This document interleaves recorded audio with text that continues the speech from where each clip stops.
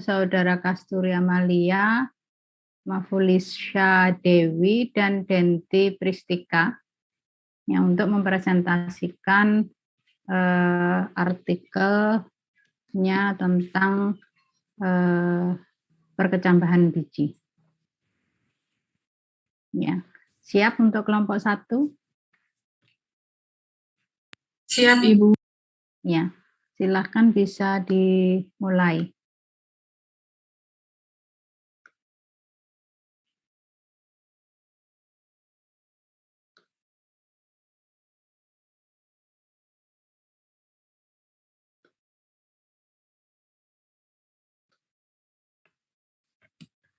Baik, akan saya mulai. Assalamualaikum warahmatullahi wabarakatuh. Yang terhormat Ibu Wahyu Widoretno selaku dosen pengampu mata kuliah Biologi Reproduksi Tumbuhan serta teman-teman yang berbahagia. Di sini kami kelompok 1 yang beranggotakan Denti Pristika, Mafulisa Dewi, dan Kasturi Amalia akan mempresentasikan hasil diskusi kelompok kami terkait artikel dengan judul Pengaruh Kematangan Biji dan Lama Penyinaran terhadap Perkecambahan Sambiloto. Next slide. Berikut adalah artikel yang kami gunakan. Next. Baik, saya Denti Pristika akan menjelaskan mengenai pendahuluan. Perbanyakan dan budidaya tanaman memegang peran penting untuk mengembangkan, melestarikan, dan memproduksi tanaman obat yang termasuk sambiloto. Hal tersebut karena dorongan untuk memenuhi kebutuhan bahan tanaman obat yang dikonsumsi masyarakat dan industri secara berkelanjutan. Pada saat ini, kebutuhan jamu cenderung meningkat. Nilai perdagangan jamu dunia obat sekitar 12 hingga 15 miliar USD pada tahun 2001, lalu meningkat menjadi 60 miliar USD pada tahun 2011. Perbanyakan tanaman dengan biji merupakan tahapan penting untuk budidaya tanaman obat untuk menghasilkan bibit tanaman yang berkualitas dalam meningkatkan pertumbuhan dan hasil tanaman. Kematangan dan penyimpanan biji perlu diperhatikan berkaitan dengan kualitas biji untuk perbanyakan biji. Mutu biji dapat diperoleh dengan perbanyakan biji bermutu tinggi yang ditandai dengan viabilitas tinggi, seragam, murni, bebas hama dan penyakit. Biji yang berkualitas baik dapat meningkatkan hasil tanaman sebesar 15 hingga 20%. Viabilitas biji dipengaruhi oleh kematangan biji dan bobot saat dipanen. Kematangan biji dapat dilihat secara visual dari biji dan warna buah. Biji sambiloto matang dihasilkan dari buah masak yang memiliki kulit buah berwarna ungu atau coklat dan berbiji coklat. Sedangkan biji yang dihasilkan oleh buah yang belum matang hijau dan berbiji warna krem atau kuning muda. Penyimpanan biji umumnya dilakukan untuk budidaya tanaman dan konservasi plasma nutfah. Penyimpanan biji berkaitan dengan pengelolaan kadar air biji, suhu, dan kelembapan ruang untuk mempertahankan viabilitas biji dalam waktu yang lama. Lama penyimpanan biji dipengaruhi oleh karakteristik masing-masing jenis biji dan kondisi lingkungan. Tujuan penelitiannya yaitu untuk mengetahui pengaruh kematangan biji, lama penyimpanan, dan interaksi perlakuan tersebut terhadap perkecambahan biji sambiloto untuk mengembangkan dan meningkatkan budidaya tanaman obat. Kemudian, metode yang dilakukan yaitu percobaan ini dilakukan di Rumah Kaca Kebun Raya Purwodadi dari bulan November 2014 hingga November 2015 pada ketinggian 300 meter di atas permukaan laut. Suhu minimumnya yaitu 20,5 derajat Celcius dan suhu maksimum 30,3 derajat Celcius dengan masing-masing suhu rata-rata 27,6 derajat Celcius dan kelembapan udara relatif 72,9% selama percobaan. Percobaan ini menggunakan rancangan acak lengkap dengan 2 perlakuan, yaitu umur biji dan lama penyimpanan. Kematangan biji diklasifikasikan menjadi biji belum matang, biji matang, dan yang matang. Kemudian lama penyimpanan biji diklasifikasikan berdasarkan biji tidak disimpan selama 6 bulan, dan disimpan selama 12 bulan. Setiap kombinasi perlakuan diulang sebanyak 5 kali dengan 100 biji untuk setiap ulangannya. Kemudian langkah-langkah yang dilakukan yaitu yang pertama, bibit dipanen serentak dari buah sambiloto yang ditanam di Kebun Raya Purwodadi pada bulan Oktober 2014, kemudian buah dimasukkan ke dalam kantong plastik untuk dijemur dan dibelah selama seminggu. Kemudian biji yang telah disortir dari kulit buah akan dikeringkan di bawah sinar matahari langsung selama 2 hari, dan selanjutnya akan diseleksi menjadi 3 kategori perlakuan. Langkah kedua yaitu biji disemai ke dalam alur pada media dalam polybag berukuran 13 kali 7 cm sedalam 0,5 cm di bawah permukaan media. Sebelum dilakukannya itu media harus dilakukan penyaringan terlebih dahulu. Kemudian langkah yang ketiga, sebelum biji disemai, sebanyak 15 polybag dimasukkan ke dalam kotak penyemaian yang berukuran 38 kali 28 kali 15 cm. Kemudian kotak penyemaian ditutup dengan plastik transparan dan paranet hitam dengan penetrasi cahaya 9,14% pada permukaan media, dan dilakukan penyiraman dengan hand sprayer setelah benih disemai dan dilakukan sebanyak 2 kali seminggu. Kemudian pengamatan dilakukan terhadap variabel persentase perkecambahan biji, tingkat perkecambahan biji, awal dan akhir perkecambahan biji. Kemudian data dianalisis dengan analisis varians atau ANOVA menggunakan software Minitab 16. Kemudian data ditransformasikan secara ArcChain sebelum dianalisis. Nilai rata-rata dari semua variabel akan dibandingkan dengan menggunakan uji jarak berganda Dunchamp atau DMRT pada 0,05. Baik, selanjutnya yaitu hasil dan diskusi. Yang pertama ada pengaruh perlakuan kematangan biji dan lama penyimpanan terhadap persentase dan laju perkecambahan biji Sambiloto. Hasil penelitian menunjukkan bahwa terdapat pengaruh yang nyata antara perlakuan kematangan biji dan lama penyimpanan terhadap persentase dan laju perkecambahan biji Sambiloto. Seperti yang terlihat pada tabel 2, persentase perkecambahan pada perlakuan biji yang belum matang yaitu 9,75% untuk biji yang tanpa disimpan, 5% pada biji yang disimpan selama 6 bulan, dan 4,25% pada biji yang disimpan selama 12 bulan. Persentase perkecambahan pada biji yang belum matang ini cenderung lebih rendah daripada biji yang setengah matang dan biji yang telah matang. Hal ini disebabkan oleh embrio yang belum matang dan kadar cadangan makanan yang rendah pada biji yang belum matang.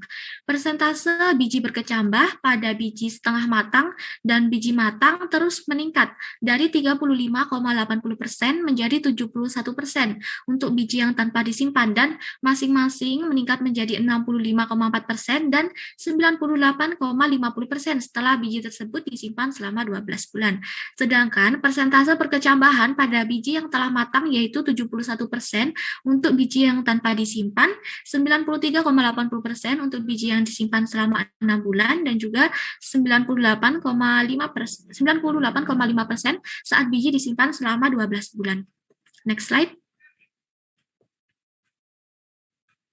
Kemudian dapat dilihat pada gambar 1 bahwa persentase perkecambahan biji yang belum matang terus menurun seiring bertambahnya lama penyimpanan dari 9,75% saat biji tidak disimpan menjadi 4,25% saat biji disimpan selama 12 bulan.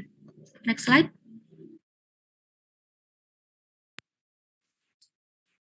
Pada tabel 3 dapat dilihat laju perkecambahan biji dari Sambiloto pada perlakuan lama penyimpanan. Dapat dilihat bahwa pada perlakuan lama penyimpanan, biji Sambiloto mulai berkecambah pada hari ke-6 dan berakhir pada hari ke-41. Pada perlakuan penyimpanan selama 6 bulan, biji Sambiloto mulai berkecambah pada hari ke-4 dan berakhir pada hari ke-9. Sementara pada perlakuan penyimpanan selama 12 bulan, biji Sambiloto mengalami perkecambahan pada hari ke-3 dan berhenti pada hari ke-17. Waktu awal biji untuk berkecambah lebih cepat ketika biji disimpan daripada biji yang tidak disimpan. Sementara pada biji yang tidak disimpan lebih lambat. Hal ini mengindikasikan bahwa waktu yang diperlukan biji untuk mulai berkecambah pada biji ortodoks terjadi lebih cepat ketika biji disimpan. Next.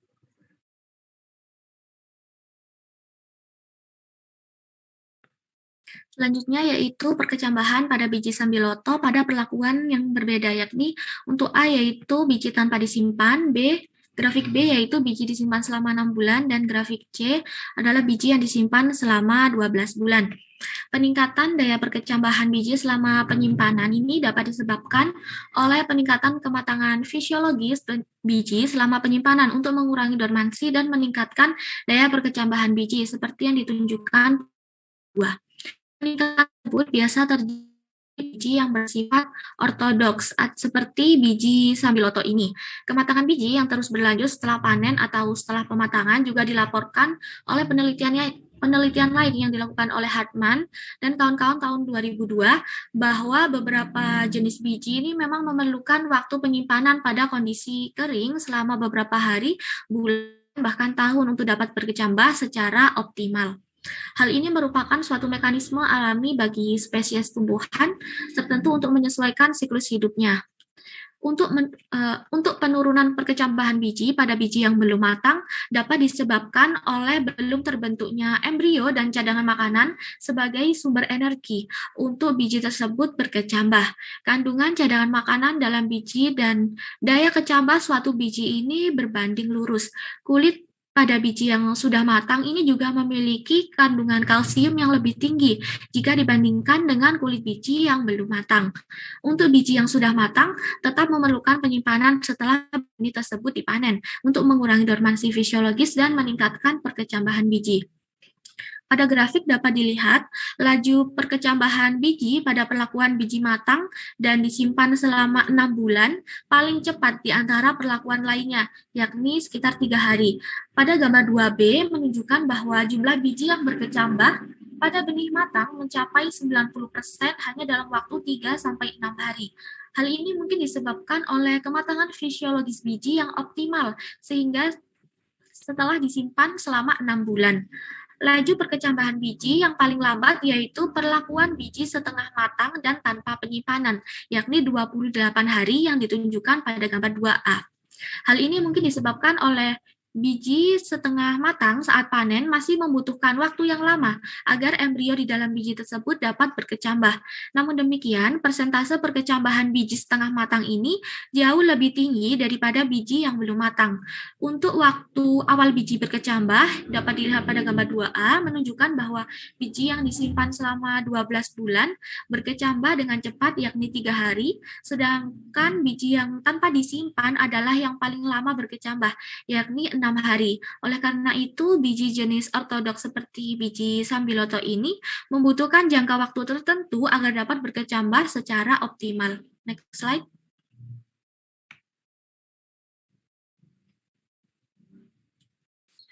Pematangan biji pada spesies tanaman memiliki korelasi terhadap warna dari selubung biji atau seed coat.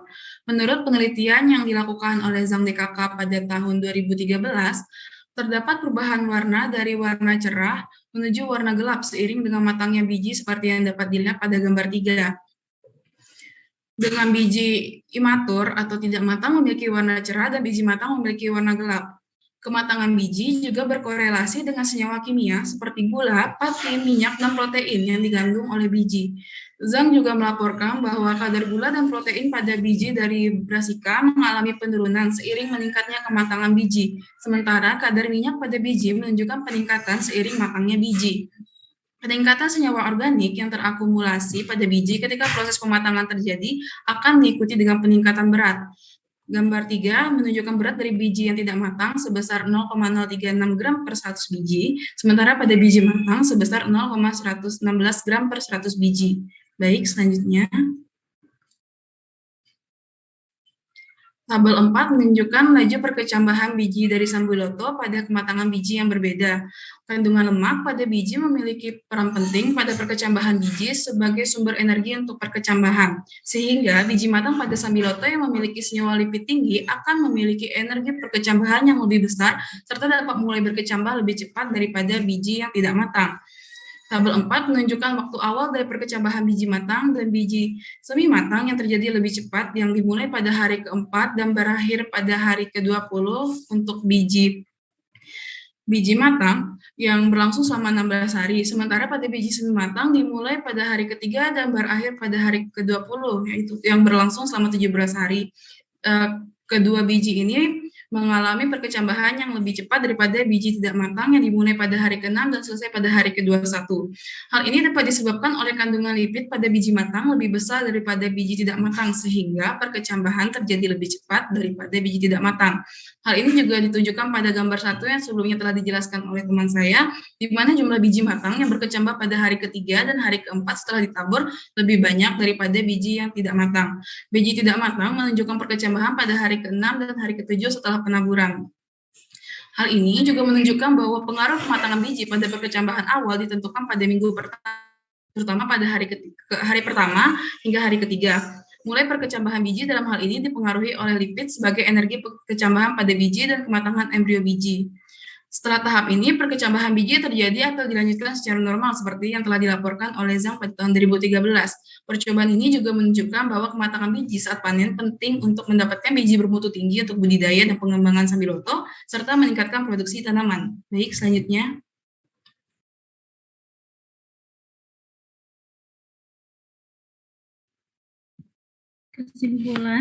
Kesimpulan yang didapatkan yaitu persentase perkecambahan biji sambiloto tertinggi diperoleh dari biji yang telah matang yang disimpan selama 12 bulan dengan nilai 98,50%. Biji yang belum matang tidak cocok untuk perbanyakan sambiloto dan ditunjukkan dengan persentase perkecambahan biji terendah hingga 9,75%. Kemudian tingkat perkecambahan biji tercepat diperoleh dari biji yang yang disimpan selama 6 bulan. Sekian presentasi dari kelompok kami. Apabila ada kesalahan, mohon maaf. Wassalamualaikum warahmatullahi wabarakatuh.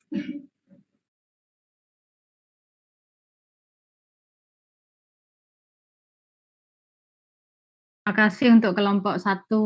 Selanjutnya saya berikan kesempatan kepada audien untuk memberikan respon, bisa pertanyaan, saran, atau kritik.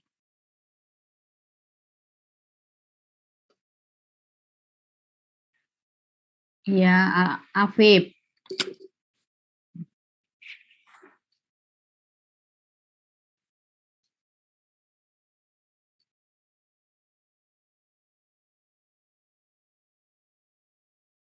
Ya. Bisa langsung dikomentari atau nunggu yang lainnya? Yang lainnya kalau masih ada 3 orang sekaligus. Boleh izin menjawab, Ibu? Langsung dijawab? Ya. Ya, silakan. Terima kasih sebelumnya terhadap pertanyaan dari Saudara Afif. Biji ortodoks merupakan biji yang viabilitasnya dapat diperpanjang dengan menurunkan kelembaban dan suhu penyimpanan dari biji tersebut. Biasanya biji tipe ini memiliki kulit keras dan tebal seperti pada sambiloto. Apakah bisa menjawab?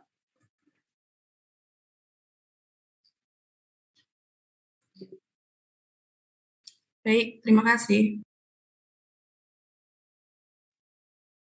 Permisi teman-teman, Azaro izin bertanya. Ya, Saro. Apa slide-nya bisa dipindah ke bagian metode ya? Iya, mohon dikoreksi kalau pemahaman saya salah. Jadi ini yang dilakukan secara serentak itu proses pemanenannya ya teman-teman, bukan waktu penanamannya ya. Jadi yang ingin saya tanyakan, lebih efektif mana kan di penelitian ini ada perlakuan penyimpanan selama 6 bulan dan 12 bulan. Lebih efektif mana itu ditanam secara bersamaan atau panen bijinya yang secara bersamaan? Saya nangkepnya kalau panennya yang secara bersamaan itu berarti waktu tanamnya itu beda-beda seperti itu ya. Terima kasih. Terus untuk pertanyaan keduanya, untuk medianya tadi pasir itu mengapa harus disaring terlebih dahulu ya? Terima kasih.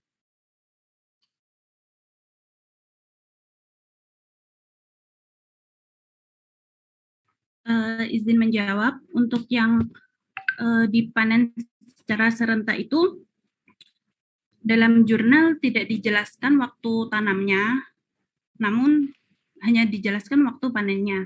Mungkin itu kan ini percobaannya dilakukan pada bulan November 2014. Mungkin itu waktu tanamnya hingga November. Ini kan waktu percobaannya dilakukan pada bulan November 2014 hingga November 2015 ya. Mungkin pada waktu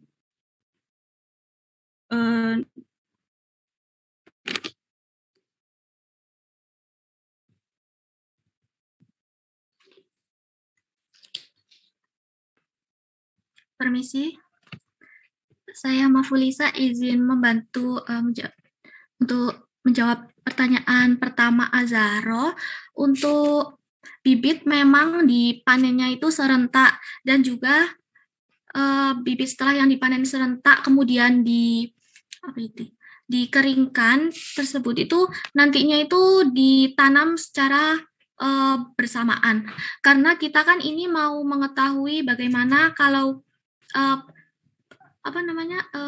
perlakuan bibit yang dipanen serentak, yakni bibitnya itu apakah bibit atau biji ini itu matang atau semi matang, atau biji tersebut belum matang, sehingga panennya itu memang dilakukan secara serentak, namun nanti hasil panen yang kemudian disemai dan ditumbuhkan ke dalam media itu ditanam secara bersamaan, karena pada artikel ini itu bertujuannya itu untuk mengetahui perlakuan dari tingkat kematangan biji itu sendiri. Iya, terima kasih Mbak Ulisa.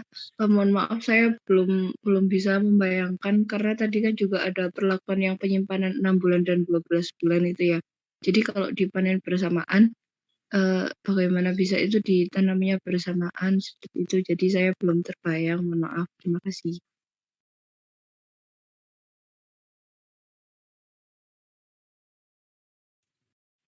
Izin menjawab ya. Mungkin ditanamnya itu bersamaan. Mungkin dalam kebun raya Purwodadi itu banyak sambiloto gitu. Nah, itu dipanen, kemudian disimpan dahulu untuk untuk memperoleh untuk melakukan percobaan itu. Kan ada 3 perlakuan. Nah, itu mungkin bijinya yang biji yang disimpan itu akan ditanam secara bersamaan, namun nanti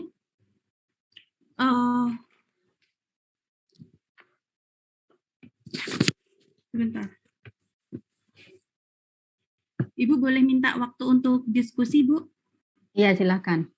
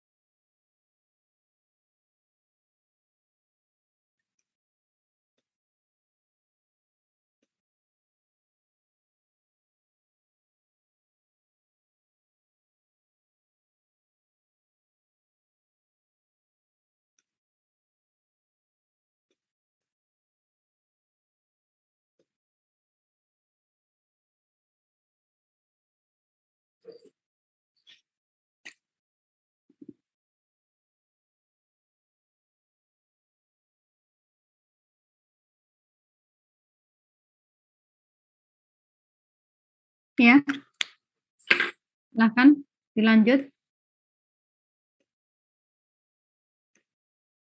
Sambil menunggu presenter untuk diskusi, barangkali ada yang tanya lagi, silakan disampaikan. Permisi, Bu. Ya. Iya, perkenalkan saya Hesti. Saya izin bertanya, Bu. Pada tabel 3 tadi.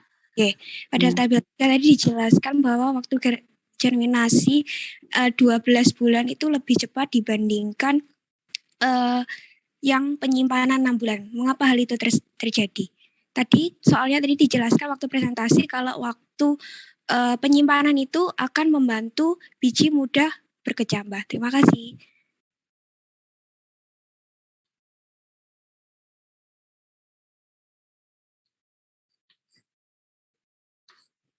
Ada pertanyaan yang lain?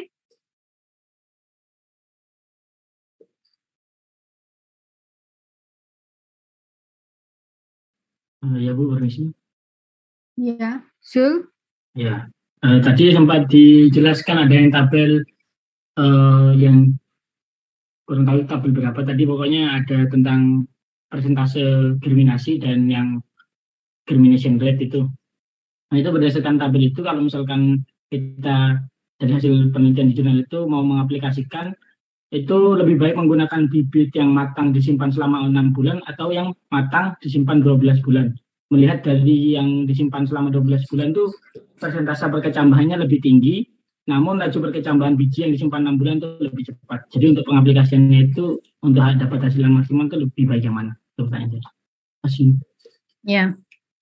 Ya, silakan untuk kelompok 1 merespon pertanyaan dari yang tadi masih tersisa, pertanyaan dari Asaro, terus kemudian dilanjut Desti dan pertanyaan dari Zul. Baik, permisi Bu Wahyu. Ya. Saya Mafulisa mencoba menjawab pertanyaan dari Zulkarnain. Tadi untuk biji yang mana yang lebih optimal untuk digunakan? Menurut kami, biji yang lebih optimal digunakan yaitu biji yang matang dan disimpan 6 bulan. Biji Sambiloto ini kan biji yang memiliki kadar air itu rendah dan dapat disimpan dalam waktu yang panjang. Ketika disimpan lebih dari 12 bulan ini, biasanya itu kadar airnya itu yang awalnya sudah rendah itu akan semakin rendah atau bahkan ya semakin rendah, dan biji yang akan ditanam tersebut menjadi kurang optimal dibandingkan biji yang disimpan selama 6 bulan. Selain itu tadi pada gambar 2 juga yang masih berkaitan dengan tabel yang 2 yang disinggung oleh Zulkarnain tersebut, bahwa memang laju perkecambahan biji pada perlakuan biji matang dan disimpan selama 6 bulan ini itu paling baik dan lebih cepat di antara perlakuan lainnya, karena hanya 3 hari biji tersebut sudah mulai berkecambah. Hal ini disebabkan oleh kematangan fisiologis biji yang optimal itu setelah disimpan 6 bulan, sehingga menurut kami biji yang optimal digunakan adalah biji yang matang dan berumur 6 bulan. Seperti itu, Zul.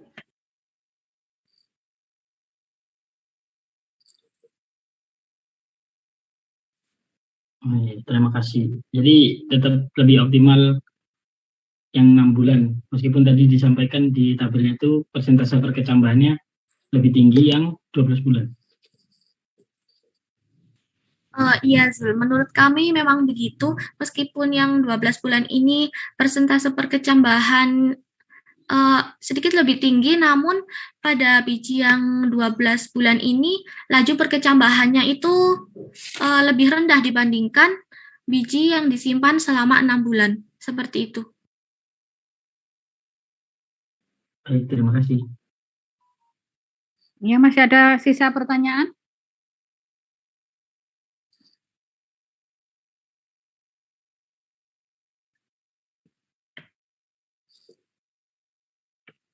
Untuk waktu pemanenan, ya. Kemudian media pasir yang disaring, tadi sudah terjawab apa belum? Oh iya Bu, belum Bu.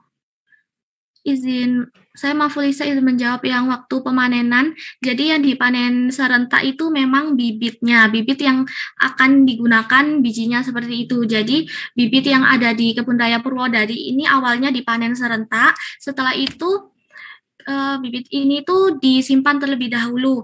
Nah, di Kebun Raya Purwodadi ini peneliti sudah memiliki biji yang berusia tanpa disimpan, yakni yang setelah dipanen. Kemudian ada juga biji yang memang sudah disimpan selama 6 bulan dan biji yang disimpan selama 12 bulan, sehingga untuk yang dilakukan serentak itu adalah pemanenan bibitnya. Untuk penanaman juga menggunakan biji untuk penanaman, menggunakan biji yang sebelumnya itu sudah dipanen terlebih dahulu. Seperti itu, Azahro. Ya, terima kasih Mbak Fulisa. Pertanyaannya, ketika dipanen secara serentak, kemudian penyimpanannya lama, penyimpanannya berbeda, gimana bisa dilakukan perkecambahan dalam waktu yang sama? Apakah perkecambahannya tidak dilakukan dalam waktu yang sama?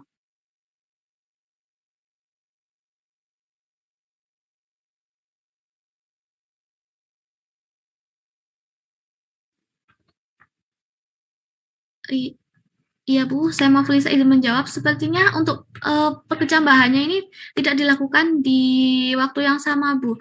Karena pada artikel itu disebutkan bahwa penelitiannya itu dilakukan pada Oktober 2014 hingga apa ya tadi?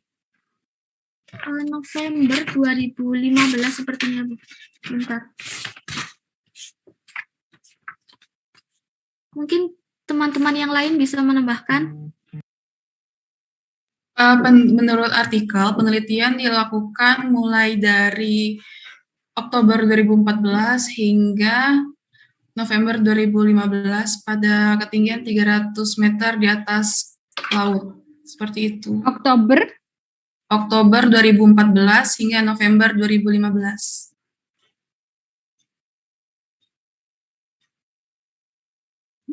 Izin meralat Bu, November 2014 hingga November 2015. Untuk panennya itu Oktober 2014. Panennya Oktober 2014, terus nanamnya November 2014 hingga November 2015. Berarti yang tanpa penyimpanan itu manen langsung dikecambahkan, begitu. Sedangkan yang berapa? 12 bulan itu berarti panen 2014 ditanam November 2015, Oktober 2015. Begitu. Iya, Ibu, sepertinya begitu.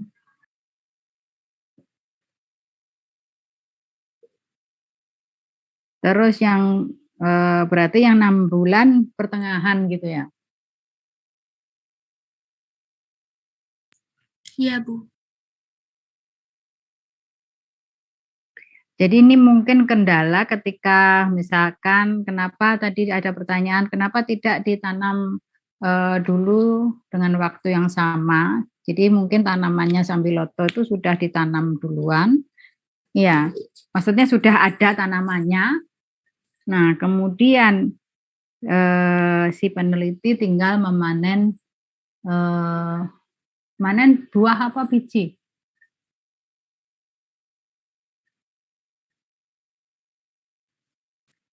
Yang dipanen buahnya, Bu. Kemudian nanti dikeringkan dan diambil bijinya seperti itu. Nah, kemudian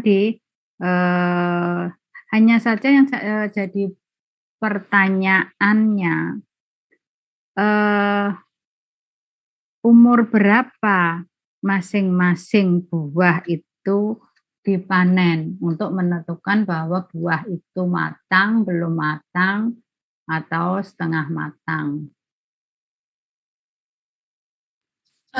Kalau menurut artikel dapat dilihat dari kulit buahnya, Ibu. Jadi fase-fase kematangan yang berbeda itu ditunjukkan dari kulit yang berwarna hijau hingga berwarna ungu hingga kecoklatan. Nah, itu ringnya kan sebetulnya kan agak besar ya.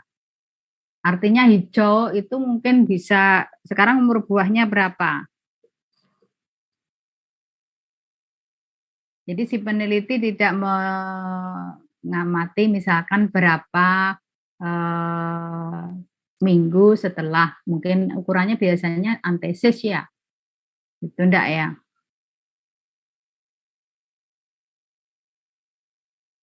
Karena hijau, merah, warna itu kan bisa dipengaruhi juga faktor lingkungan. Selain itu kan ringnya itu kan juga terlalu besar toh. Artinya kalau masih hijau, itu kan bisa belum matangnya itu belum matang yang seberapa itu kan nggak tahu. Kalau misalnya belum matang itu mulai dikatakan sebagai hari ke-0 misalkan, atau ke-10 sampai 20, itu ketika manen hari ke-15 atau hari ke-10 itu kan berbeda, maksudnya seperti itu.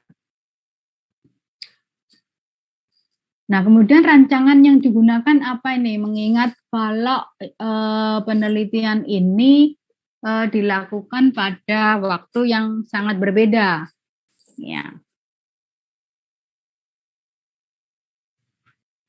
Pada artikel hanya dijelaskan menggunakan rancangan acak lengkap dengan 2 perlakuan atau 2 faktorial seperti itu, Bu. Karena sebetulnya kalau acak lengkap itu kan nggak bisa ya, karena dilakukan pada waktu yang berbeda, misalnya kelompok. Artinya yang perlakuan 0 kan dilakukan Oktober 2014 ya. Kemudian yang terakhir itu yang misalkan yang disimpan 12 jam itu dilakukan pada Oktober 2015.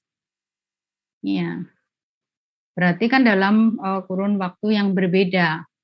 Sebetulnya kalau penelitian memang nggak bisa dilakukan tidak bagus untuk dilakukan pada waktu yang berbeda, tetapi saya juga nggak tahu gimana caranya ketika waktu penyimpanan itu berbeda, ya.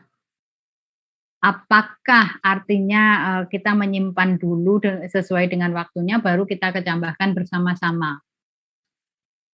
Artinya waktu perkecambahannya itu yang serentak. Gitu.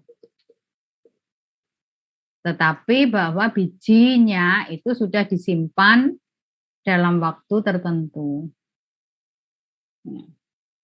Bukan panennya yang serempak, tetapi ngecambahkannya waktu yang berbeda.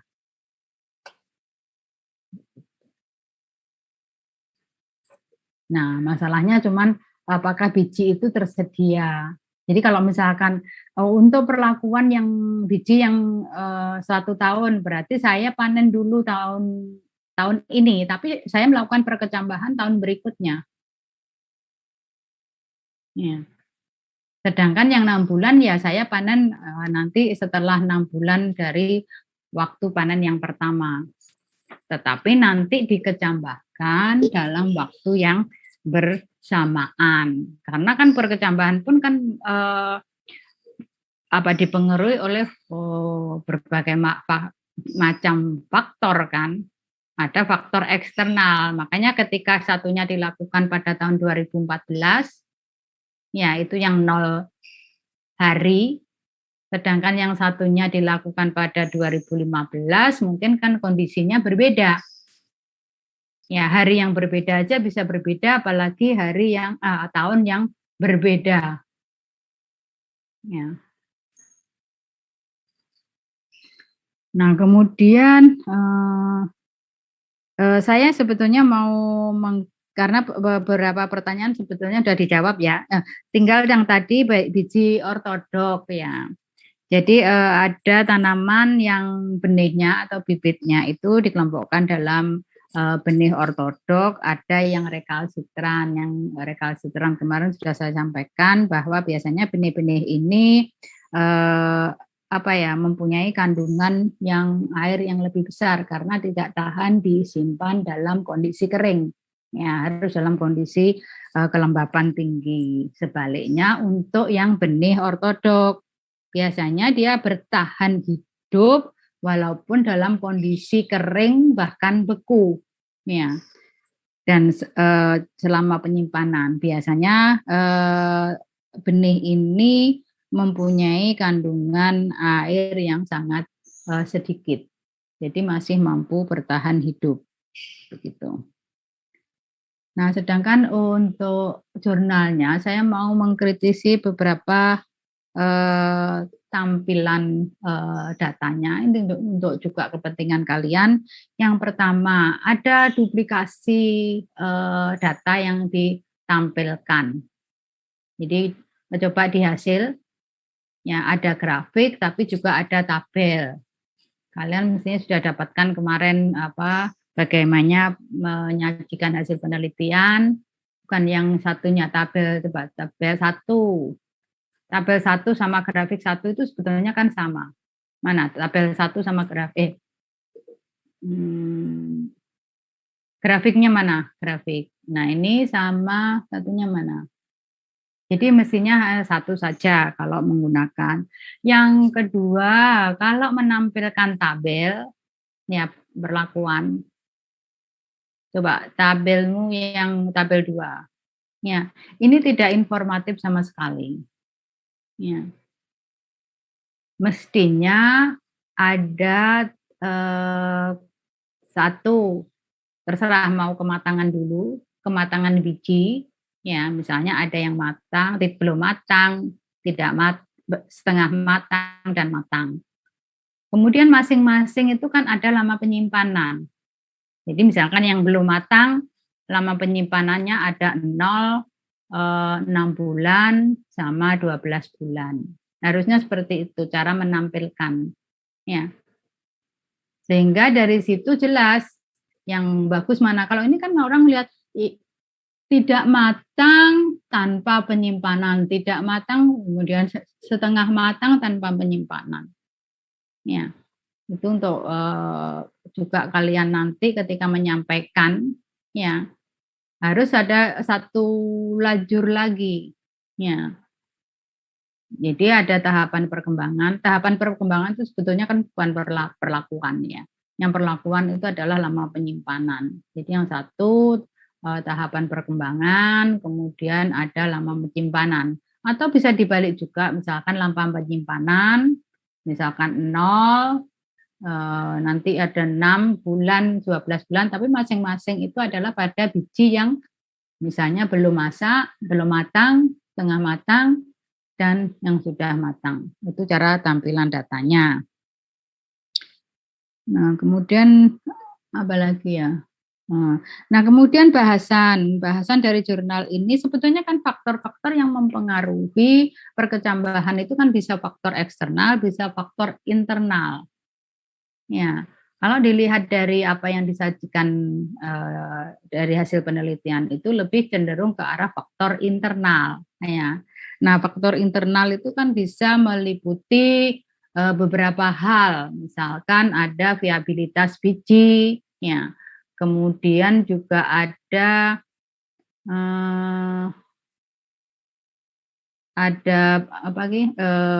dormansi biji, ya. Kemudian juga ada genotip, ada lama penyimpanan, ya, ada kemasakan. Jadi ada tahapan perkembangan biji yang termasuk di dalam di situ.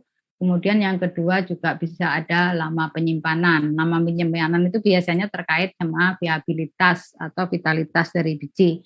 Nah, hanya sayang si peneliti hanya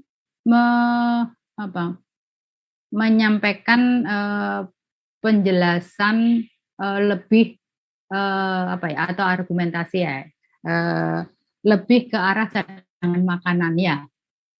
Padahal bisa di beberapa hal yang bisa mestinya disampaikan. Karena misalkan adanya mungkin biji yang masak, yang belum masak, ya, atau yang setengah masak, itu bagaimana permeabilitas dari selaput bijinya. Ya. Demikian juga adanya mungkin inhibitor kimia yang ada di masing-masing tahapan itu juga bisa saja berbeda. Ya, selain juga cadangan makanan yang tadi disampaikan.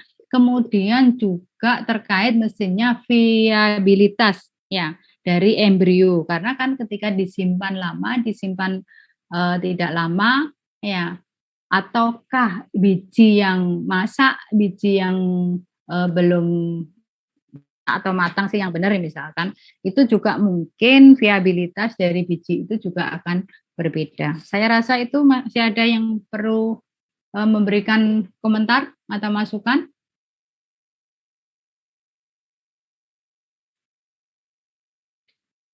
Silakan yang lainnya. Sudah tidak ada? Ya, kalau sudah tidak ada, kita beri apresiasi untuk kelompok 1. Terima kasih atas presentasinya. Saya rasa sudah cukup baik dan jelas, juga ada diskusi dari audien. Ya, saya rasa itu saya lanjutkan dengan materi saya. Oh ya, bisa udah ya. Mumpung saya tidak lupa begini, untuk praktikum ya, kalian bertanya-tanya kapan praktikumnya. Nah, praktikum untuk topik saya hanya 2 kali. Ya, praktikumnya itu yang nggak tahu apakah sudah pernah saya sampaikan, itu terkait topik untuk perbanyakan vegetatif buatan. Jadi permasalahannya kalau saya lakukan di awal, kalian kan belum mendapatkan materi, gitu loh. Itu sebetulnya pertimbangan saya. Makanya ini saya masih, tapi kalau misalkan saya sampaikan di akhir, nanti kalian keburu juga ujian ya.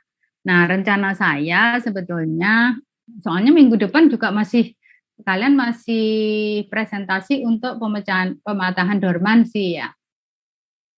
Makanya saya rencana gimana enaknya. Apakah gini, saya tanya, apakah nggak apa-apa kalian ketika kalian praktikum, kalian belum mendapatkan materi? Itu. Ataukah nggak apa-apa ketika kalian praktikumnya agak di belakang? Atau misalkan cukup ketika mau praktikum saya berikan asistensi sebentar pada saat praktikum, begitu.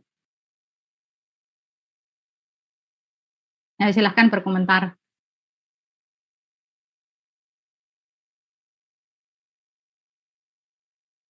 Hanya 2 kali, ya. Ini masih ada 5 kali kan tatap muka dari saya.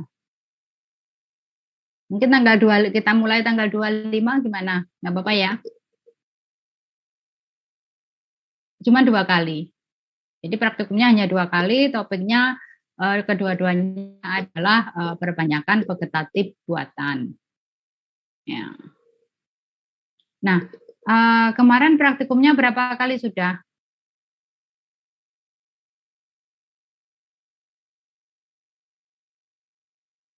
Oh, asistennya siapa? Oh, langsung buin langsung, nggak ada asistennya. Hah?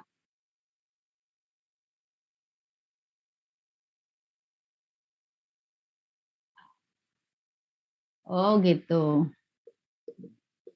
Mungkin nggak ada, karena nggak ada asisten ya? Atau gimana? Enggak, atau memang tangani sendiri?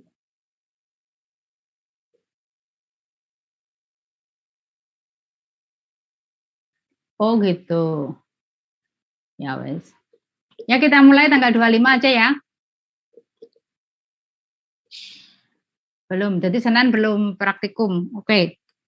Biar kalian nggak bertanya-tanya. Saya cuma hanya 2 kali saja. Oke, saya lanjut untuk sedikit penjelasan tentang terkait perkecambahan. Nanti kalau waktunya sudah habis, saya diberitahu ya.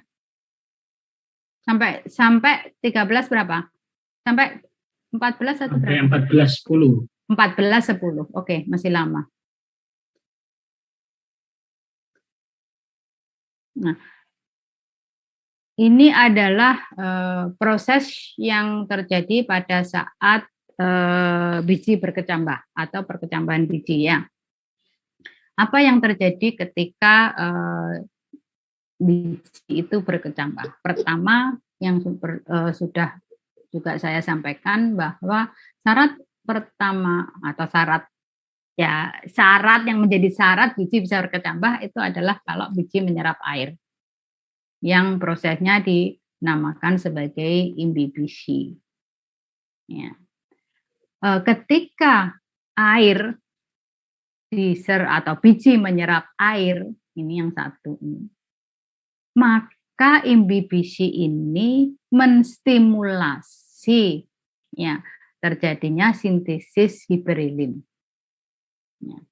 Ada yang mengatakan bahwa bukan hanya sintesis saja, tetapi juga seringkali hormon itu juga dalam kondisi tertentu diinaktivasi. Bahkan sebagian besar sebetulnya hormon di dalam tanaman itu adalah dalam bentuk tidak aktif. Ya. Nah, adanya imbibisi air ini juga mengaktifasi hiberelin yang tidak ada di dalam embrio yang sebetulnya tidak aktif. Ya, selain juga menginduksi sintesis hiberelin. Ya. Nah, hiberelin di dalam embrio ini, jadi ini embrio ya, ini endospermnya atau kotiledonnya ya. Nah, kemudian akan ditransport ya ke lapisan aleuron yang ada di sini. Nah, di dalam sel aleuron ini giberelin akan mengaktifasi gen untuk enzim alfa amilase. Ya. Nah, ketika sudah diaktifasi, maka gen untuk enzim alfa amilase akan disintesis. Produknya alfa amilase. Ini ditulis sama enzim hidrolitik yang termasuk dalam kelompok enzim hidrolitik. Ya. Kemudian ditransport ke endosperm. Nah, di endosperm kan ada pati, ya, cadangan makanan dalam bentuk pati misalnya. Maka enzim ini akan menghidrolisis pati. Ya, pati diubah oleh alfa amilase menjadi maltose dulu ya, kemudian baru diubah menjadi gula. Ya. Nah, kemudian gula akan ditransport ke bagian embrio yang sedang berkembang. Ya, juga untuk respirasi dan untuk kebutuhan sintesis yang lain. Ini adalah proses, makanya kemudian karena itu kadang-kadang biji-biji yang sulit berkecambah sering ditambahkan giberelin untuk memacu perkecambahan. Ya. Nah, lebih detailnya ini adalah contoh untuk perkecambahan pada barley. Ya. Ini biji barley, ini endospermnya, ya. Ini kotiledonnya, ini embrionya. Di sini bagian radikal, apek radikal, kemudian radikula atau apek ini apek pucuk. Ya. Ya, prosesnya yang tadi sudah saya sampaikan, begitu ada air, biji mengalami imbibisi, menyerap air. Ya. Menyerap air mengaktifasi GA. Ya, terjadi sintesis apa tadi?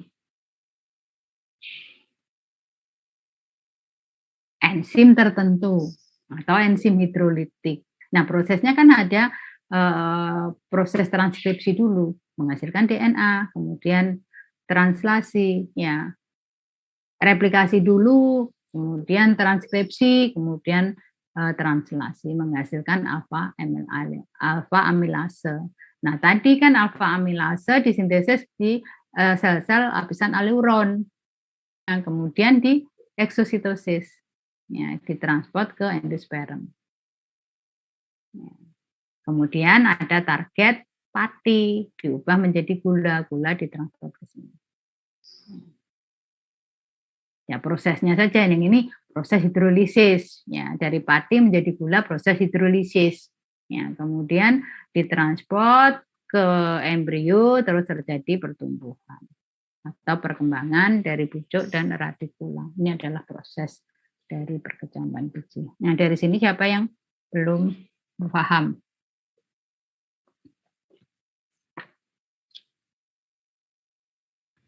Permisi Bu, izin. Ya. Ya, saya Disti Bu, izin bertanya. Tadi waktu yang diinhibisi itu Ibu menjelaskan bahwa nanti akan menstimulasi sintesis GA3 dan inaktivasi hormon. Nah, itu aktivasi. Aktivasi berarti ya. Hormon GA3-nya itu diaktifasi, sedangkan hormon lainnya itu juga ikut diaktifasi, begitu atau bagaimana? Bukan, maksudnya ini kalau perkecambahan yang berperan penting itu adalah hormon GA untuk istilahnya memacu perkecambahan. Ya, Tetapi nanti selanjutnya kan tanaman untuk perkecambahan berikutnya, tahapan berikutnya pertumbuhan kecambah itu bisa keterlibatan dari hormon yang lain. Nah, maksud saya gini yang saya sampaikan.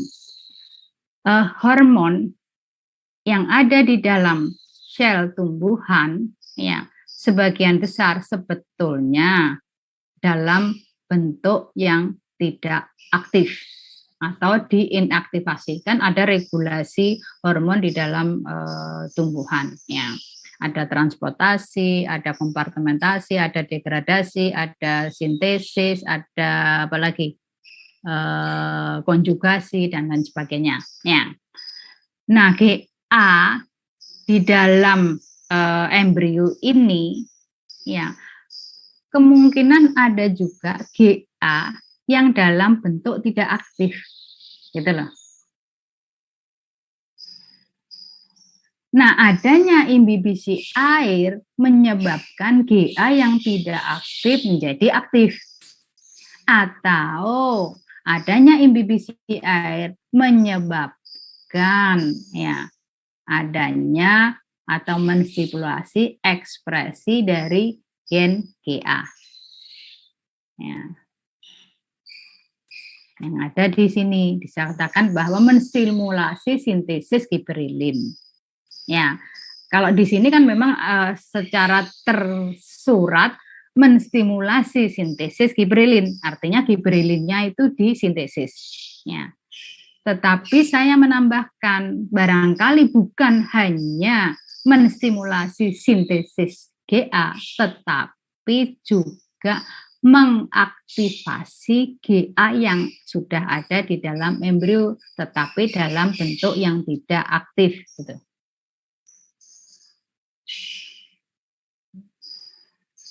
Karena regulasi hormon di dalam sel tanaman itu kan tergantung kebutuhan dari tanaman itu. Ya. Kalau kebutuhan tanaman itu misalkan butuhnya lama, barangkali mungkin didegradasi hormon itu. Ya. Tetapi kalau dibutuhkan segera, mungkin hormon yang sebetulnya sudah ada itu dikonjugasi atau diinaktivasi. Ya. Nah, barangkali ini juga masih ada. Ya. Tetapi dalam bentuk yang tidak aktif. Gitu. Karena juga kondisi biji ini kan pada umumnya memang tidak aktif kan, karena dalam kondisi kering. Biji yang tahan lama itu kandungan air itu sebaiknya 10%. Nah, pada umumnya biji-biji yang jadi benih itu sekitar 10-20%. Tetapi semakin kecil kandungan air sebetulnya semakin tahan lama. Karena kalau misalnya kita simpan biji yang belum kering, maka akan busuk. Ya. Kalau misalkan biji bisa berkecambah, berarti kan padahal nggak dikasih air, tapi kan dia bisa menyerap air dari udara kan gitu. Kalau ada uap air misalnya, ada kondisi yang lembab, ya itu bisa berkecambah. Tetapi kalau dia sebetulnya bijinya kering, kemudian penyimpanan bagus dalam penyimpanan kering, ya tidak akan berkecambah. Masih ada lagi? Sudah terjawab Pak Desi pertanyaannya? Ya. Terima kasih Bu. Itu ya. Nggak ada? Nah, dari rangkaian proses perkecambahan sebetulnya ada perubahan fisiologi dan biokimia. Ya. Perubahan fisiologi apa yang terjadi selama perkecambahan biji? Ada imbibisi atau penyerapan air. Ini adalah proses fisiologi. Ya. Ketika biji menyerap air, kemudian selaput biji menjadi lebih lunak kan? Lebih permeabel terhadap oksigen, ya, juga lebih permeabel terhadap air. Nah, ini adalah dua faktor eksternal yang mempengaruhi perkecambahan. Nah, kemudian juga kurang resisten terhadap pertumbuhan embrio yang keluar. Artinya makanya embrio kan bisa muncul keluar ya. Karena begitu biji menyerap air, ya selaput bijinya biasanya mengembang. Ya. Ini memudahkan embrio untuk muncul keluar. Tapi kalau misalnya kering, nggak bisa. Makanya kadang-kadang kita, kalau biji lama, kadang-kadang itu selaput bijinya itu nggak mau lepas. Ya, kedelai itu kalau misalnya kita simpan lama, kita kecambahkan, selaput bijinya nggak mau lepas. Bahkan kotiledon tetap ada di dalam selaput biji, tetapi hipokotilnya muncul. Nah, itu juga mempengaruhi akhirnya calon tunasnya nggak bisa berkembang. Ya. Nah, kemudian proses yang kedua adalah respirasi. Tadi ada pemecahan, ada asam lemak juga dipecah, ya kemudian ada pati diubah menjadi gula, ya. Selain untuk perkembangan atau sebagai bahan dasar untuk perkembangan tunas dan radikula, tetapi juga sebagai bahan untuk respirasi kan. Kalau respirasi kan apa yang terjadi? Kan gula dipecah untuk menghasilkan energi, ya. Nah, jadi di situ ada proses respirasi. Substratnya yaitu sukrosa yang sudah dipecah, bukan dipecah, hasil pemecahan pati ya dari endosperm oleh alfa amilase. Nah, selain itu juga ada mobilisasi cadangan makanan. Ya, ada beberapa tadi kan sudah dipecah. Ada lemak, ya, kemudian ada protein diubah menjadi asam amino kan gitu. Kemudian asam lemak menjadi asam lemak. Kemudian pati menjadi gula, ya. Kemudian kan ditransport ya ke bagian embrio, digunakan untuk perkembangan embrio. Artinya di situ ada mobilisasi dari cadangan makanan yang semuanya adalah proses fisiologi. Nah, kemudian apa perubahan-perubahan biokimia yang terjadi selama perkecambahan biji? Ada beberapa hal. Ya, perubahan itu asam nukleat. Ya. Karena ketika biji berkecambah, itu kan di situ sebetulnya pembelahan sel itu kan aktif. Ketika pembelahan sel aktif, artinya kandungan DNA juga akan meningkat. Kemudian ada juga karbohidrat. Ya. Jadi di situ ada perubahan biokimia dari pati menjadi maltosa, ya. Karena ada amilase maka diubah menjadi maltosa.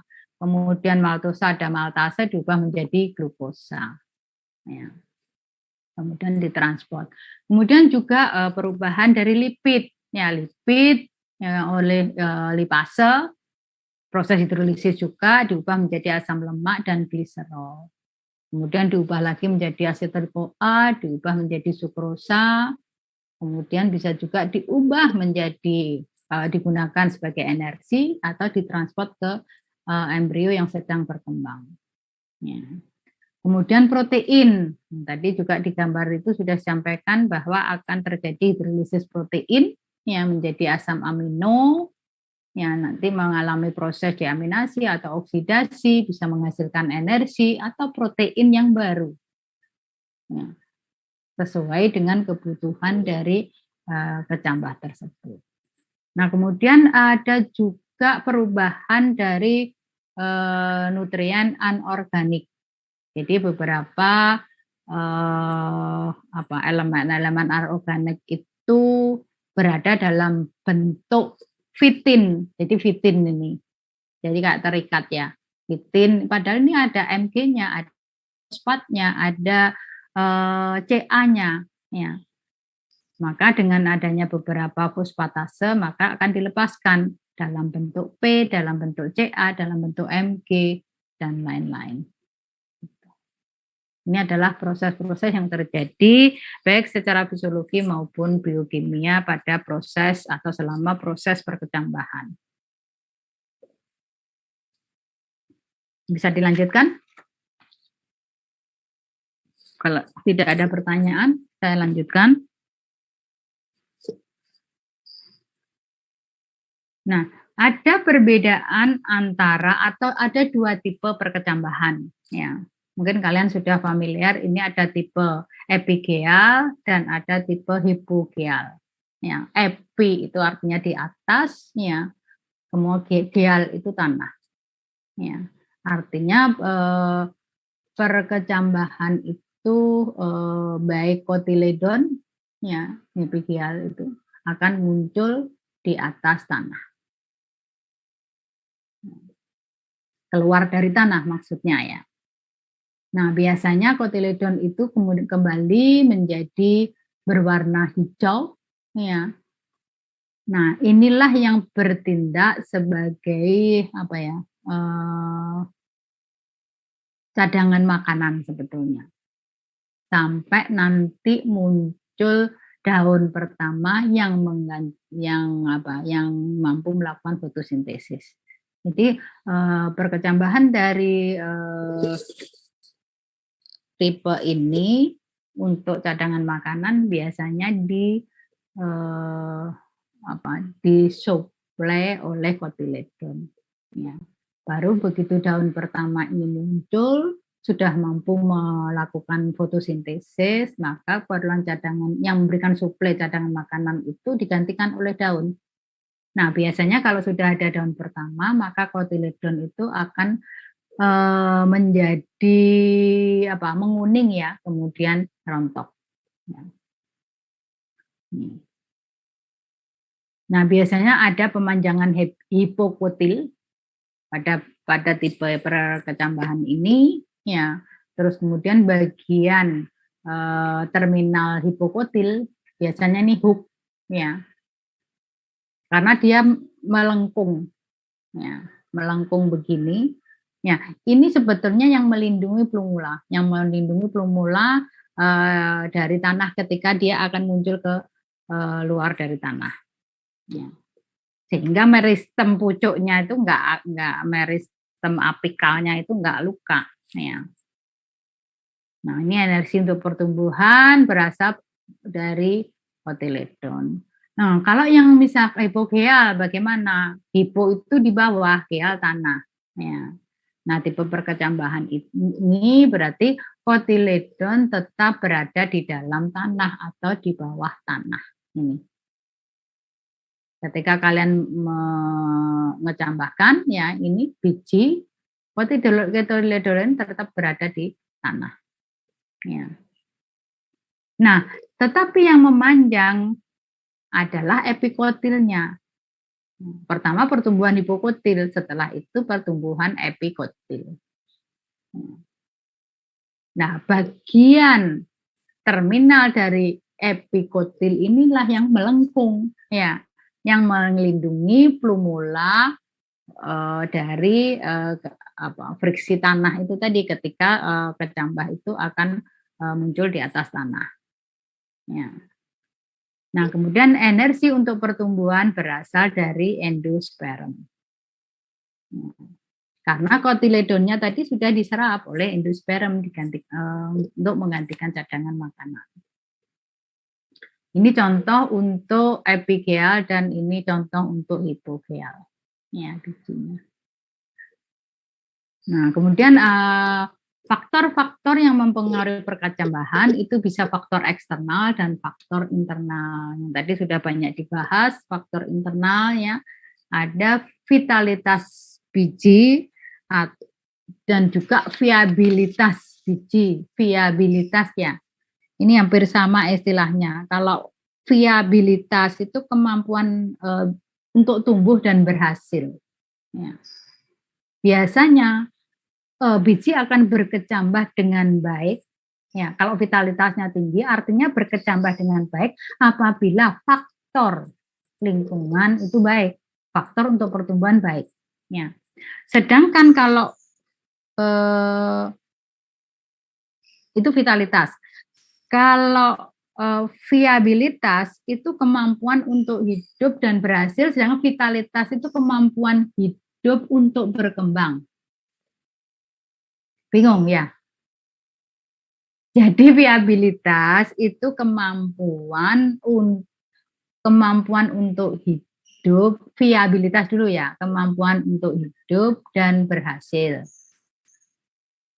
Nah, kalau vitalitas itu kemampuan hidup dan untuk berkembang. Ya. Nah, viabilitas biasanya terkait kalau misalnya biji itu kalian simpan, ya sejalan dengan lamanya penyimpanan, maka viabilitas itu akan menurun, gitu loh. Ya. Tetapi kalau vitalitas, ketika biji itu kalian kecambahkan, selagi faktor-faktor yang mempengaruhi perkecambahan itu optimum atau baik, maka vitalitasnya tinggi atau vitalitasnya baik.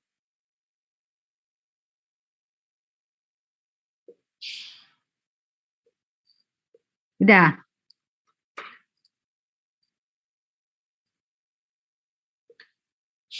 Siapa yang masih bingung? Enggak bingung ya?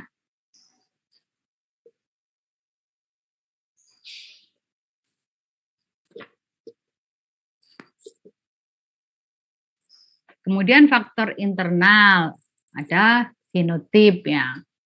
Itu juga berpengaruh terhadap perkecambahan. Ada yang memerlukan, maksudnya gini, ada genotip tertentu memerlukan cahaya, ada genotip tertentu memerlukan gelap. Ya, ada genotip tertentu yang bisa disimpan lama, ada yang genotip tertentu nggak bisa disimpan lama. Kemudian juga kemasakan dari buah. Ya, tadi sudah disampaikan kalau yang belum masak bagaimana, yang sudah masak bagaimana, yang setengah masak bagaimana ya. Itu juga berpengaruh. Kemudian dormansi biji. Ada biji-biji tertentu yang memang mempunyai masa dormansi. Ada yang lama, ada yang cukup, ada yang mungkin bisa dikatakan tidak mempunyai masa dormansi. Jadi kalau yang misalnya mempunyai dormansi lama, ya meskipun kita kecambahkan kondisi lingkungan sesuai, ya tidak akan berkecambah. Gitu ya. Jadi karena dalam kondisi dorman atau tidak aktif. Ya.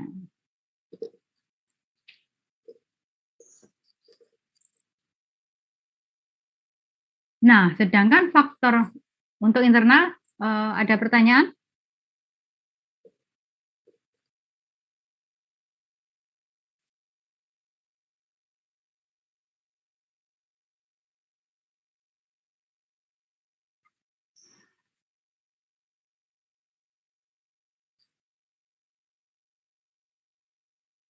Enggak ada? Sedangkan faktor luar yaitu air. Tadi sudah saya sampaikan mutlak itu air, kemudian temperatur, ya. Yang ketiga oksigen atau aerasi, cahaya atau gelap. Karena ada tanaman tertentu yang memerlukan cahaya, ada tanaman tertentu yang justru membutuhkan kondisi gelap. Jadi ini ada air, ada temperatur, ya, ada oksigen, ada cahaya. Nah, kita mulai dengan air, kebutuhan akan air ya. Nah, biji yang sudah masak atau matang itu relatif mempunyai kelembapan yang kecil, relatif kecil kan, karena tadi antara kandungan airnya antara 10-20% untuk mencegah pembusukan. Ya. Nah, untuk berkecambah maka harus menyerap air, yaitu proses imbibisi. Nah, proses imbibisi menyebabkan terjadinya pengembangan atau pengembangan biji atau juga menyebabkan perusakan, sobeknya selaput biji. Nah, gini. Saya mau menyampaikan sebetulnya, jadi ini pengalaman ada suatu berapa tahun mungkin di kakak angkatan kalian ketika praktikum mengecambahkan biji, nggak semuanya biji itu harus direndam ya. Jadi waktu itu ngecambahkan biji kedelai, biji setengah kilo atau 1 kilo direndam semua. Ini pengalaman. Jadi direndam semua. Tujuannya satu, mungkin ini ketidakpahaman, bisa jadi karena ada pengertian harus menyerap air. Yang kedua ada pengertian untuk melihat biji itu yang viabel kalau dia tenggelam, ya memang ada gitu. Tetapi kan bukan berarti mau menanam biji 5 pot aja kok biji 1 kilo direndam semua. Ya. Nah, ternyata biji 1 kilo itu direndam semua. Kemudian dia hanya mengambil biji sedikit yang hanya 5 atau 10 pot itu, sisanya kan masih banyak. Ya. Nah, sisanya masih banyak terus ditaruh di lab. Nah, ada yang nggak tahu. Terus suatu saat ada waktu itu ada praktikum yang lain yang menggunakan biji yang sama. Nah, biji itu digunakan karena waktu itu nggak teliti, nggak dilihat dengan seksama. Padahal bijinya itu menjadi lebih besar sebetulnya. Itu dikecambahkan ya kan nggak bisa. Dan nggak semua biji itu memerlukan perendaman yang lama. Kalau padi ya memang lama. Kalau kedelai, ya kalau kalian rendam yang lama, kan bisa pecah, iya kan? Jadi nggak semua direndam. Kedelai itu nggak perlu perendaman. Tapi kalau misalkan padi itu memang direndam dulu, biasanya semalam. Jadi kalau petani-petani itu biasanya direndam dulu semalam. Tergantung kulitnya juga. Tapi kalau misalnya sama kedelai langsung direndam ya pertama mengembang ya, tetapi lama-lama bisa pecah ya. Maksudnya kotiledonnya bisa pecah begini loh ya.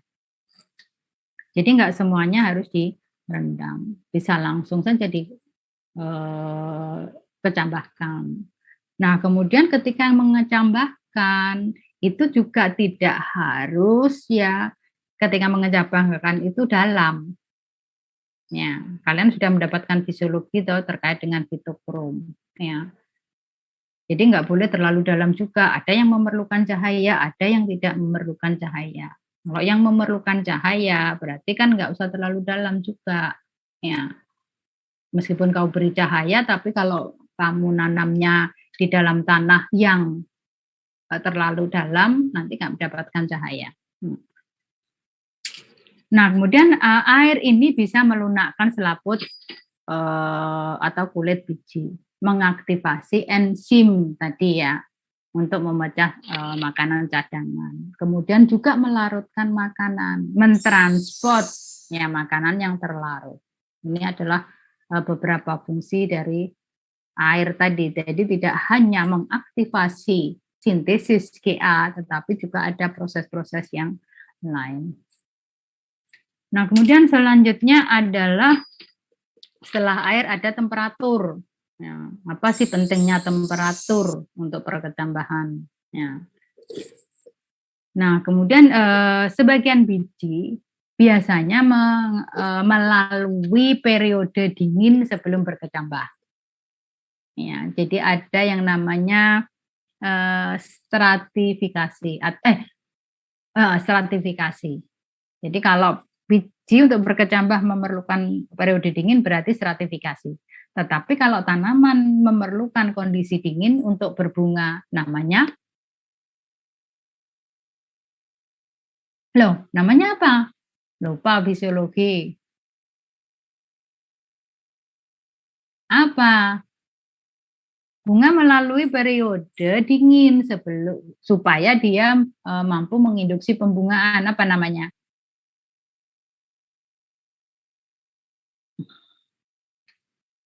Apa? Vernalisasi. Ya. Nah, kenapa kok melalui periode dingin? Sebetulnya ada tujuannya juga bagi tanaman supaya dia tidak berkecambah dalam waktu yang tidak tepat. Ya. Nanti kalau misalnya musim dingin dia berkecambah kan mati. ya, tunasnya. Gitu. Tetapi ada beberapa tanaman yang memerlukan perkecambahan dengan temperatur yang optimalnya itu sekitar 24-32. Kira-kira kalau misalnya terlalu panas apa yang terjadi? Kalau terlalu dingin apa yang terjadi? Ya.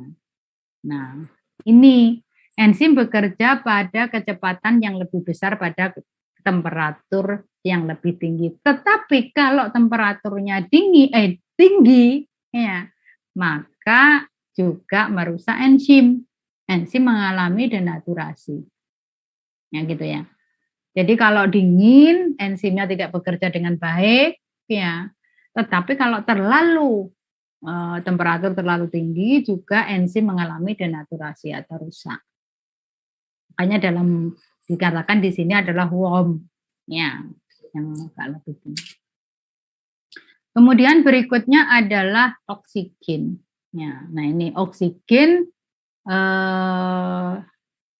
diperlukan untuk respirasi. Nah, padahal untuk perkecambahan itu proses respirasi tinggi, diperlukan respirasi tinggi, makanya perlu oksigen. Nah, kalau kalian mengecambahkan biji dengan kedalaman yang sangat dalam juga atau tanahnya yang liat, maka itu mengurangi ketersediaan oksigen, bisa menghambat perkecambahan. Jadi nanti kalau misalkan biji kok nggak tumbuh-tumbuh, cek dulu internalnya, ya bijinya dilihat dulu, dia ada fase dorman atau enggak, dia misalkan viabilitasnya masih bagus apa enggak, ya. Kemudian ada zat penghambat yang lain, itu dilihat. Kemudian juga faktor luar ini. Air ada, pasti ya air misalkan. Tetapi oksigennya ada enggak, temperaturnya gimana? Mana tahu oksigen, makanya oksigen itu kan terkait ketika kalian mengecambahkan di kondisi lingkungan seperti apa. Ya. Tanyakan terlalu lihat, ketersediaan oksigen juga tidak ada. Atau mungkin saya kecambahkan dalam kondisi yang suplai oksigen bagus Bu, tetapi ternyata oksigen nggak masuk ke dalam biji karena adanya impermeabilitas oksigen yang disebabkan oleh selaput biji. Ya, itu dilihat nanti. Nah ini kecepatan respirasi biji yang sudah berkecambah itu sangat tinggi sehingga perlu oksigen yang sesuai. Ya. Persentase perkecambahan itu akan terhambat jika persentase oksigen itu di bawah 20%. Ya. Nanti lihat tanahnya ini ya, drainasenya bagus apa enggak. Oh misalnya tanahnya bagus Bu, tapi airnya tergenang. Ya, ketersediaan oksigen juga rendah. Ya, maka itu juga mengganggu perkecambahan. Ya. Loh Bu, tapi kok padi itu, ya padi beda. Karena padi itu sebetulnya kan memang dia tumbuh dengan baik kalau misalnya airnya agak tergenang kan. Jadi beda untuk makanya tergantung genotipe juga. Nah, ini. Yang penting adalah mungkin kan biji itu melakukan respirasi secara aerob ya untuk memberikan suplai energi untuk pertumbuhan. Karena kalau aerob berapa ATP yang dihasilkan? Kalau anaerob berapa ATP yang dihasilkan? Kalau anaerob 2 ATP, kalau aerob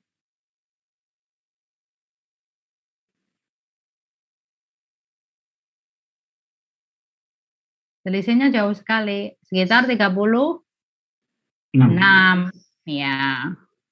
36 itu yang wajar aja, kalau full 38 tapi ada penurunan 2 ATP, kurang lebih seperti itu ya. Nah, ini adalah keperluan temperatur untuk beberapa perkecambahan biji. Jadi beda-beda juga tergantung genotip. Ada yang temperatur minimal 4 tapi yang ini 15 ya. Mana yang misalkan ini 0 bisa minimum si bawang ya, tetapi untuk yang melon 15 ya. Tapi kalau misalnya untuk okra itu optimumnya 35, maksimumnya bisa sampai 40. Ya, minimumnya 16. Jadi ada beberapa variasi untuk temperatur untuk perkecambahan dari spesies satu dengan spesies yang lain. Ya. Jadi mulai yang terendah itu 0 sampai yang tertinggi itu bisa 40. Okra sama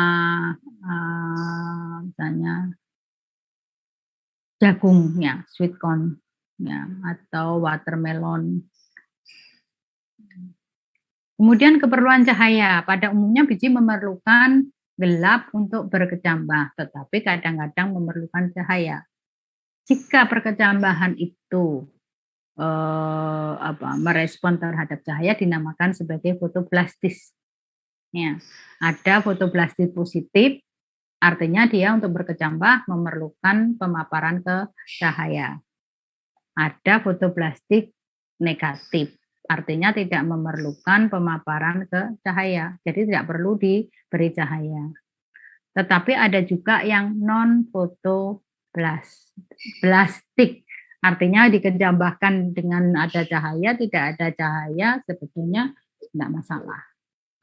Nah, kenapa seperti itu? Ini karena ada fitokrom. Ya, kalian kan sudah mendapatkan di fisiologi. Jadi ada pigmen atau fotoreseptor yang menangkap cahaya. Cahayanya adalah cahaya merah dan cahaya inframerah. Ya, ketika dia menyerap cahaya merah diubah menjadi cahaya inframerah. Ketika dia menyerap cahaya merah diubah menjadi cahaya merah. Nah, meskipun PFR itu secara metabolik aktif, tetapi ada beberapa biji yang memerlukan PFR tinggi, tetapi ada juga biji yang memerlukan PFR rendah untuk bisa berkecambah. Itu yang menyebabkan biji itu memerlukan cahaya atau tidak untuk perkecambahan yang optimum. Saya rasa itu ada pertanyaan. Permisi Bu, sudah ya, waktunya 14, sudah. 14, ya. Ya, oke, saya rasa itu kita lanjutkan minggu depan dengan presentasi kelompok 2 tentang pematahan dormansi biji. Ya. Iya, Bu. Ya, dan praktikum kita mulai aja, kita tetapkan tanggal 25 2 minggu lagi, ya. Ibu, izin bertanya. Iya. Untuk praktikumnya online atau offline ya, Ibu? Online saja. Ya. Oke, Bu, terima kasih. Karena kalau offline kayaknya nggak nutut juga mengamati perubahannya ya. Nanti videonya ada satu video yang saya ambilkan dari YouTube, tetapi ada satu video yang kita buat sendiri. Ya, saya rasa itu kuliah pada siang hari ini. Terima kasih atas perhatiannya. Tetap semangat dan selalu jaga kesehatan. Assalamualaikum warahmatullahi wabarakatuh. Izin ya.